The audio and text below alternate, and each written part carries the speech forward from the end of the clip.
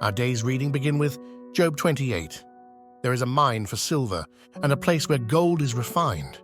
Iron is taken from the earth, and copper is smelted from ore.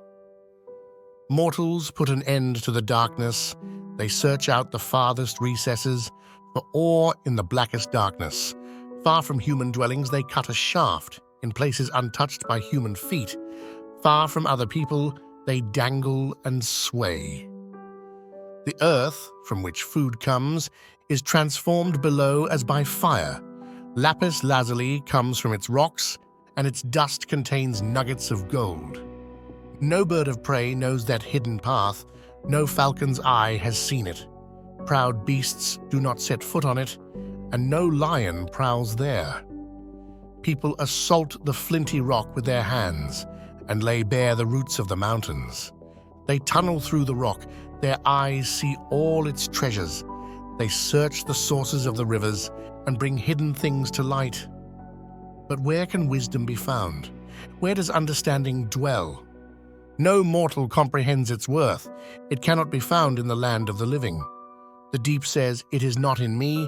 The sea says, "It is not with me." It cannot be bought with the finest gold, nor can its price be weighed out in silver. It cannot be bought with the gold of Ophir, with precious onyx or lapis lazuli. Neither gold nor crystal can compare with it, nor can it be had for jewels of gold. Coral and jasper are not worthy of mention. The price of wisdom is beyond rubies. The topaz of Cush cannot compare with it. It cannot be bought with pure gold. Where then does wisdom come from? Where does understanding dwell? It is hidden from the eyes of every living thing, concealed even from the birds in the sky. Destruction and death say, "Only a rumor of it has reached our ears."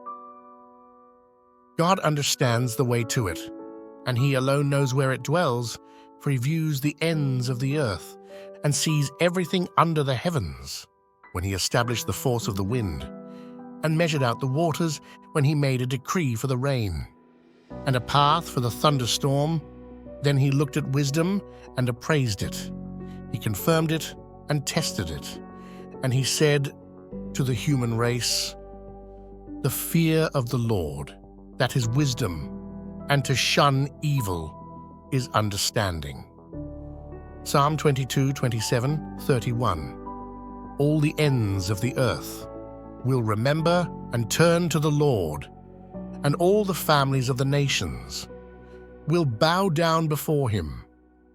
For dominion belongs to the Lord, and He rules over the nations. All the rich of the earth will feast and worship. All who go down to the dust will kneel before Him. Those who cannot keep themselves alive, posterity will serve Him. Future generations will be told about the Lord. They will proclaim His righteousness, declaring to a people yet unborn, "He has done it." Proverbs 25:20, like one who takes away a garment on a cold day, or like vinegar poured on a wound, is one who sings songs to a heavy heart. Luke 11:37-54. When Jesus had finished speaking, a Pharisee invited Him to eat with him. So He went in and reclined at the table. But the Pharisee was surprised when he noticed that Jesus did not first wash before the meal.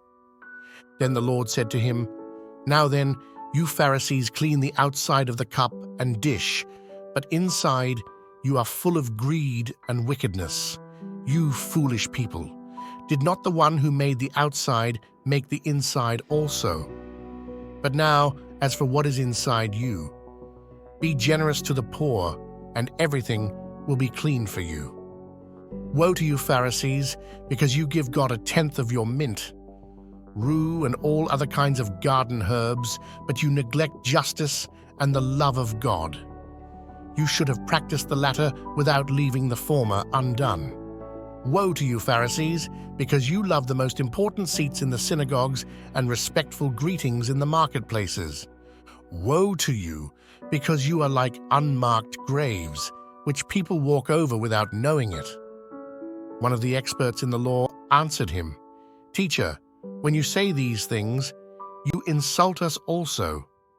Jesus replied, "And you experts in the law, Woe to you, because you load people down with burdens they can hardly carry, and you yourselves will not lift one finger to help them. Woe to you, because you build tombs for the prophets, and it was your ancestors who killed them. So you testify that you approve of what your ancestors did. They killed the prophets, and you build their tombs. Because of this, God in his wisdom said, I will send them prophets and apostles, some of whom they will kill, and others they will persecute. Therefore, this generation will be held responsible for the blood of all the prophets that has been shed since the beginning of the world, from the blood of Abel to the blood of Zechariah, who was killed between the altar and the sanctuary.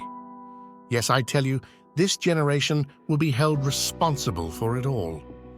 Woe to you, experts in the law, because you have taken away the key to knowledge. You yourselves have not entered, and you have hindered those who were entering.